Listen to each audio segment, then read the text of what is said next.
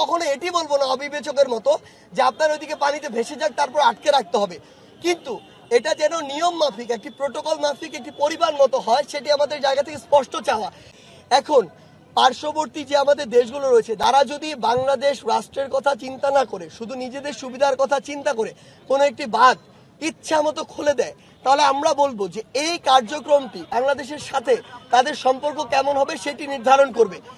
কথাটা হচ্ছে এই যে ফারাক্কা বাঁধ সহ শুরু করে বাংলাদেশের যে প্রধানত তিনটা দিক থেকে ভারত বা তৎসংলগ্ন যে রাষ্ট্রগুলো রয়েছে সেগুলো থেকে নদীপথের মাধ্যমে যে পানিগুলো আসে, আমাদের প্রথম কথা হচ্ছে যে এই যে কাজগুলো এগুলো অবভিয়াসলি একটি নিয়ম নীতির মাধ্যমে হওয়া উচিত। আমাদের জায়গা থেকে স্পষ্ট বার্তা এরকম কোনো কিছু হওয়ার পূর্ব থেকেই যেন বাংলাদেশের অন্তর্বর্তীকালীন সরকারের সাথে কথা হয়, সেটির একটি লিমিট নির্ধারণ হয় এবং আমরা যেন সেটির পূর্ব প্রস্তুতি নেওয়ার উপযুক্ত সময় পাই। অবশ্যই পূর্বে থেকে এই বিষয়ে আলোচনা থাকতে হবে এবং ওই অনুযায়ী যেন আমরা আমাদের কর্মপদ্ধতি নির্ধারণ করতে পারি সেই সময়টুকু থাকতে হবে।